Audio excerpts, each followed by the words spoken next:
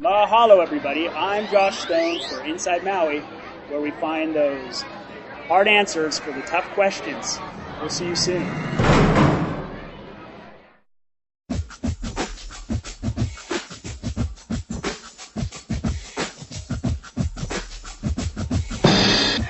You are inside Maui. You're inside. You're on the inside. Inside Maui. Stay tuned.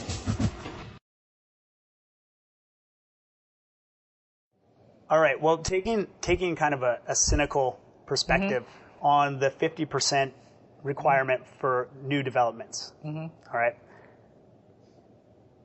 When you talk about balance, do you think that this new requirement is realistic for developers? Do you truly believe that it will promote development? Do you think these developers will continue to develop, or do you think it'll scare them off? Some might be scared off, but people talk about the percentage, the 50% or 40%, and that's both, depending on how high or what the level is of the market homes. Our affordable workforce housing bill starts at 100% of median income. Most affordable housing is usually thought of from 0 to 120%. Ours goes from the 100 to the 160. So you're talking about the working force. Yes, the working force. The people that can afford to pay a mortgage, but they can't afford to pay a mortgage on a $600,000 house. Could you give me an example of what 100% median income is? I think that's 65,000 family income, family of four, and they can afford like a $280,000 perhaps home, and then going up to the 160, you're talking about 300,000 plus. Cost for a single family home. So HUD has the Housing and Urban Development section of the U.S. government has a formula and a chart that they put out, and it's used as the standard for across the nation for housing assistance, what they call Section 8 housing rental assistance, and other programs. So they produce this thing every year. It's adjusted for Hawaii's cost of living, then adjusted again for Maui's cost of living, adjusted again for Molokai, Lanai, and Hana because they're not like the rest of Maui. So it's supposed to be very realistic. I had proposed at one time, I don't know if you're going to ask me this, that I had 80%. 80%, right. Exactly, I was going to ask. Okay, the 80% that I was proposing started at the 100% and it went to 200%. Now at 200%, that home was almost $600,000. But that's, of course, when the median price of the homes was $750,000. So if you stopped at where the existing housing policies were at 120% of median income, which is, maybe $74,000, if a family makes more than $74,000, they don't qualify. That house that maybe they could have bought for $320,000, they can't buy that house. They're at the mercy of the market, and the market's out here at $750,000. So to make that leap from there to the $750,000, that's where we're missing all these in betweens. I see.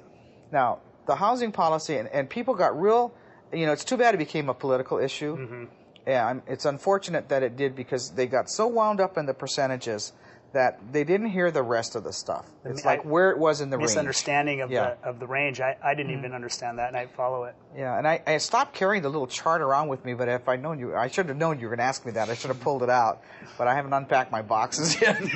But the other things, in conjunction with that affordable housing requirement, is that there is also proponents of incentive packages for developers to make it more attractive. Besides the fact that it needs to get, permitted in a reasonable amount of time rather than 8 years or 10 years, which is just totally ridiculous. There are other incentives for if you're going to increase density, or if the requirement is not for 100%. If you want to build, or if you desire to build something below that, or make a contribution to, let's say, a homeless resource center, or do something else, that they should get credits for that. So what's being worked out now in council, when they started doing it right after the bill passed, is they have one, and I saw it on the agenda. It's coming up, I think, this coming week. But they're working on that incentive package to help attract developers to it. I see. The county always has the last resort, the last say. If nobody wants to build this housing, we go back to the county builds the housing. Okay?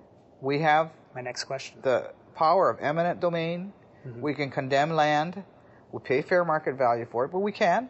And then we can just put out what's called an RFP, request for proposal. We say we want to build X number of single family or whatever it is at this size, these number of bedrooms, et cetera, et cetera. We set out the specifications, and then we throw it out there to see if there's any contractors who want to do this.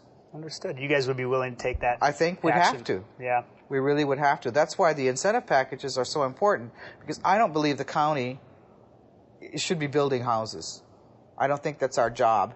I mean, I don't think we're good at it. We tried it before, and we had some housing projects that in itself had some problems, but it was the developers willing to include it or make it so that they can include it and still not take a loss on their projects.